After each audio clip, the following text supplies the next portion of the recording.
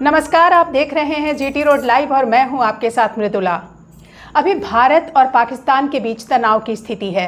27 अप्रैल को पहलगाम में आतंकवादी हमले के बाद से ही स्थिति तनावपूर्ण हो गई थी और इसके जवाबी कार्रवाई में भारत की तरफ से ऑपरेशन सिंदूर किया गया था, जिसमें 9 आतंकवादी ठिकानों को नेस्तनाबूद कर दिया गया था। ऐसे में हमने बातचीत किया था जीटी रोड लाइव के संपादक शाहरोज कमर से और उनसे हमने पूछा था कि क्या भारत और पाकिस्तान के बीच युद्ध की स्थिति है, तो उन्होंने जो जवाब दिया था वो आपने देखा था। फिर अभी ताज़ा अपडेट के लिए हम बैठे हैं जीटी रोड लाइव के संपादक शाहरोज कमर के साथ।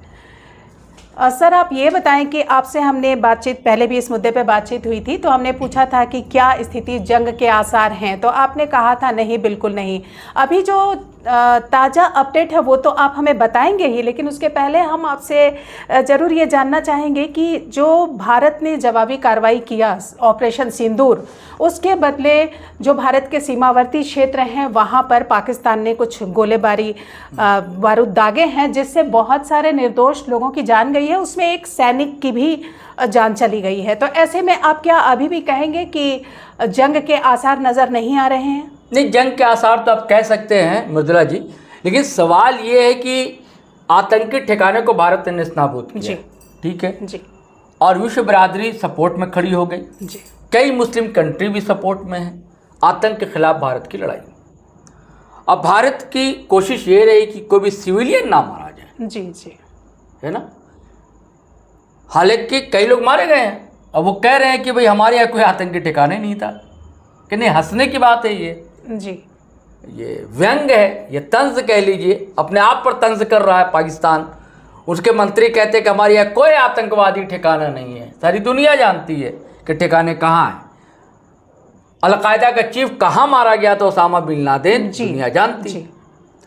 और उससे आप पीछे जाएं कि तालिबान लोगों को ट्रेनिंग कहाँ मिलती थी, किस विश्व नेता कंट्री से फंडिंग मिलती थी, वो सब दुनिया जानती है जी।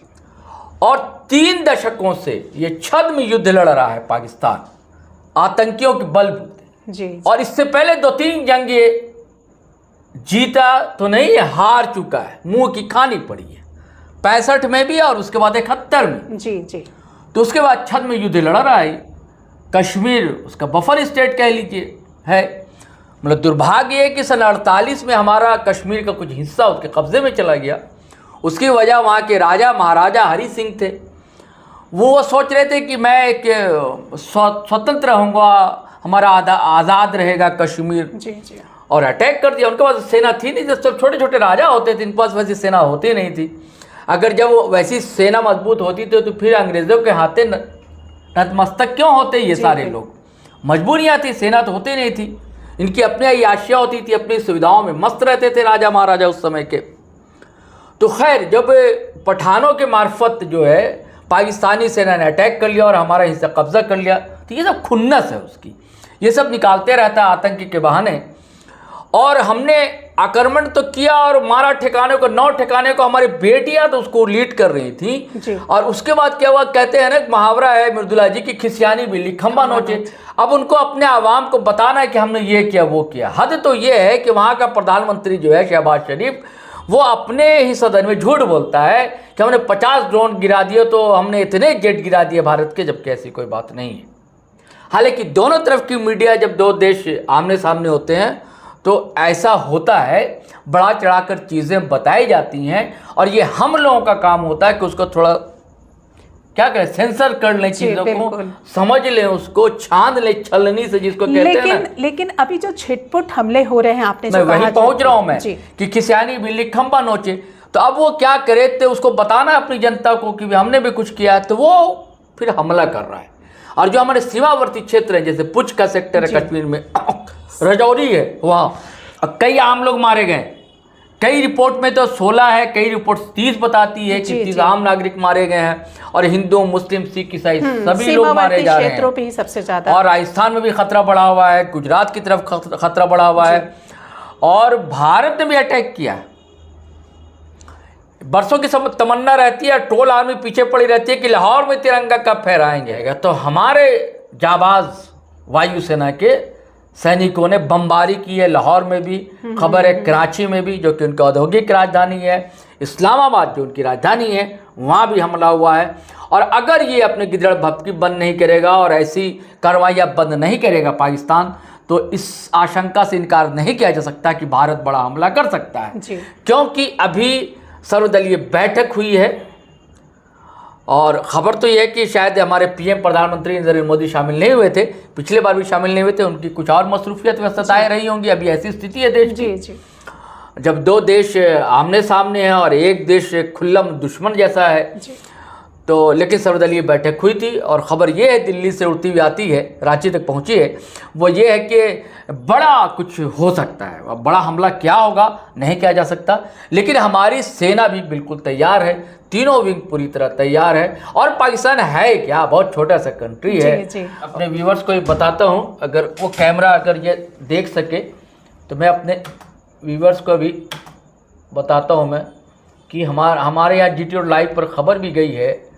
मैं बताता हूँ, ये खबर गई है हमारे यहाँ। देखिए, पंकज चतुर्वेदी हैं, दिल्ली में रहते हैं, सीनियर जर्नलिस्ट हैं। तो उन्होंने उनके राइट हुए पाकिस्तान की औकात नहीं है कि भारत से जंग कर सके। जी बिल्कुल, हर मोर्चे पर जो है वो परास्त होगा, हारेगा। और उन्होंने, पंकज जी ने बहुत अच्छा डिटेल्स लिखा है, बड़ा तुलनात्मक ढंग से उन्होंने चीज़ों को रखा है। हमारे व्यूवर्स GTRoadLive.com पर ये खबर भी पढ़ सकते हैं पंकज चतुर्वेदी की। तो ये है, बहुत छोटा सा कंट्री है।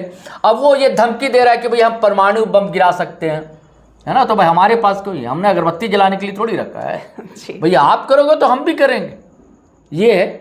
अब ये है कि किसी भी चीज़, जंग दरअसल किसी मसले का हल नहीं होता है मृदुला जी, बातचीत तो करनी होगी और दोनों को करनी होगी। प्रयास चल रहे हैं।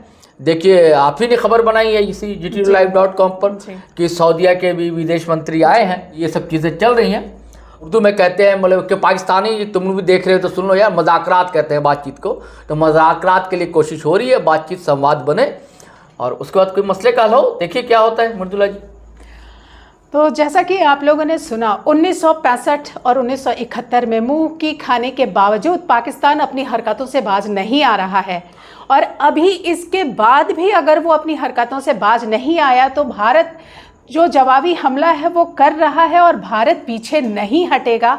तो कहीं ना कहीं जंग से इनकार नहीं किया जा सकता। हालांकि कई देश के राष्ट्रपति और नेता यहाँ आ रहे हैं शांति सद्भावना के लिए कि जंग ना हो और बातचीत से मसले को सुलझाया जा सके। तो आज की बातचीत से यही निष्कर्ष निकल के आया है कि जंग के हालात हैं भी और नहीं भी हैं, ये सिचुएशन पे निर्भर करता है।